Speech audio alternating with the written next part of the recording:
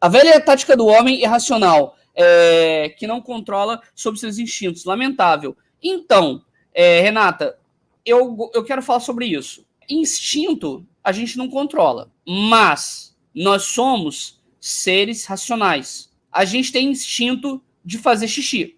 Todo mundo tem instinto de fazer xixi. Por que a gente não faz xixi no meio da rua, assim, do nada, ou então tá sentado no bar, faz xixi? Por que a gente levanta e vai ao banheiro?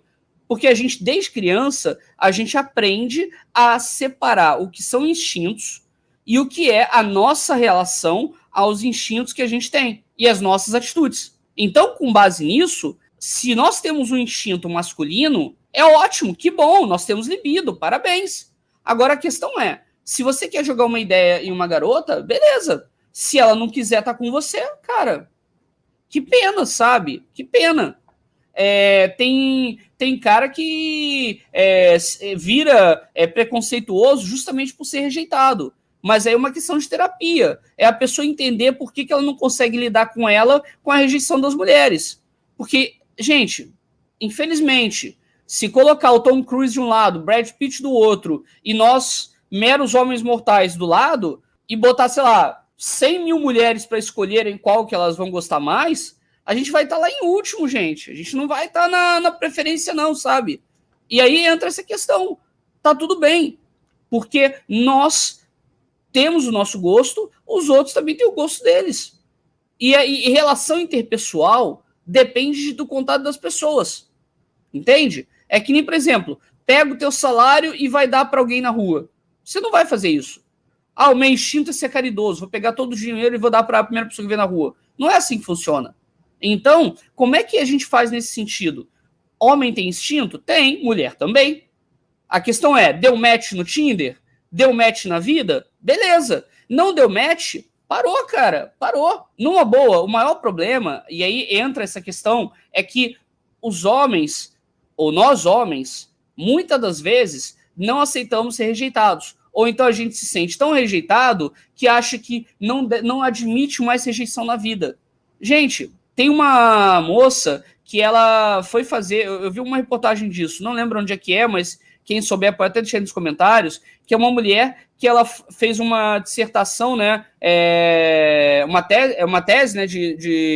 Uma dissertação de doutorado, tese de doutorado, e aí nessa tese de doutorado ela fez uma saia só com as cartas de rejeição dela. E mostrando que, gente, falhar é humano. Ser rejeitado é humano. Quem nunca se sentiu inseguro, com falta de autoconfiança? O problema, e aí eu vou dizer uma coisa como homem mesmo, o problema de nós homens é que quando a gente se sente acuado ou se sente com falta de autoconfiança, a gente costuma gritar, costuma ficar... Tipo, assistam um discurso de Adolf Hitler, assistam um discurso de Franklin Roosevelt, de Truman, Mussolini, Bolsonaro. Assistam. É exatamente isso. É a masculinidade insegura, sabe? Isso é muito complicado. Fico preocupado com a questão de falar dos virgões, que não aceita a realidade e por isso assedia mais. Quem muito assedia é homem casado e etc. Então, esse é o ponto. Homens casados assediam? Sim. Homens solteiros assediam? Sim. Virgões assediam? Sim. Tiozões assediam? Sim. Idosos que estão tomando Viagra e não tem parceira assedia? Sim. Quem tem parceira também assedia? Sim. Então, assim, só de ser homem, é por isso que é complicado. Ser homem já é um problema, entre aspas. Eu estou dizendo que é um problema porque nós, homens, somos o padrão de sociedade exigida. Por que eu estou dizendo isso? Porque é dessa forma que as coisas são vistas. Os homens, eles são o padrão determinado da sociedade. Homens ganham mais, homens ocupam mais o local de poder, e quando colocam uma mulher, é que ela seja submissa ao interesse dos homens que estão no poder. Quando vem uma mulher e assume a presidência da República, aí é querer desqualificar ela. Porque se for fazer uma prova de terceira série entre Dilma e Bolsonaro, eu não tenho dúvida de quem ganha mais nota. Eu não tenho dúvida. A Dilma, ela é formada, ela tem instrução, ela dirigiu o país de uma maneira maravilhosa. Por que eu digo de uma maneira maravilhosa? Porque ela é uma administradora. Qual foi a falha dela? Ela não é política. Esse é o problema. E aí, quando a gente coloca alguém técnico para presidir,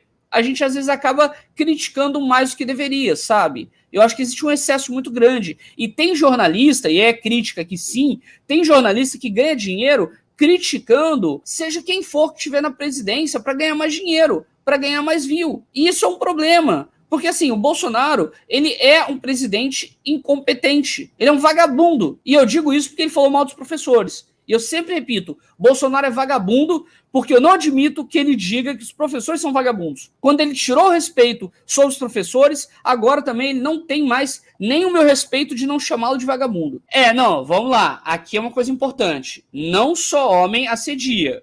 Mas aqui a gente tem que pegar para tomar cuidado com o argumento que eu chamo de argumento novela da Globo. Que é o seguinte, numa novela da Globo, tem dois argumentos que uma pessoa usa para falar sobre a outra. Por exemplo, Maria está falando com Joana. Maria fala para Joana. Joana, você roubou o meu pedaço de chocolate que eu deixei na geladeira. Joana responde, mas e você que 3 semanas atrás me perguntou que horas são? Ou seja, Joana não admitiu, não negou e não tratou sobre o chocolate. Ela falou sobre a outra vez em que a outra perguntou a hora para ela. Ou seja, desviar do assunto. Então, se eu tô falando do chocolate, eu não quero saber se pedir as horas, ou do biscoito, ou do bolacha, ou de qualquer outra coisa atrás. Eu tô falando do chocolate. Então, o papo é sobre o chocolate. Existe um outro argumento também que é usado.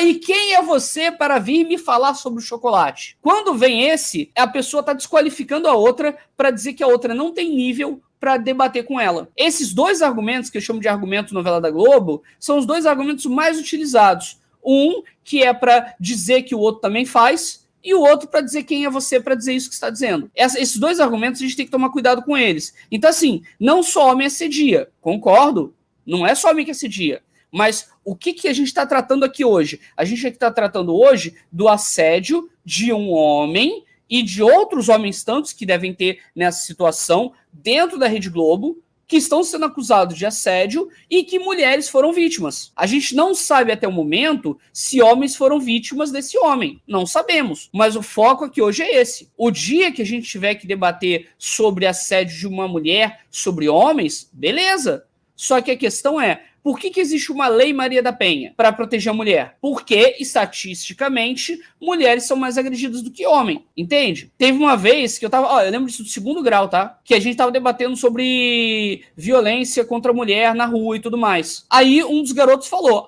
eu não me incomodaria de ser violentado por uma mulher na rua, eu ia gostar. Então, assim, olha o pensamento do homem sobre isso. Até porque ele não vivencia aquilo que uma mulher vivencia. Então, assim, é complicado a gente falar disso.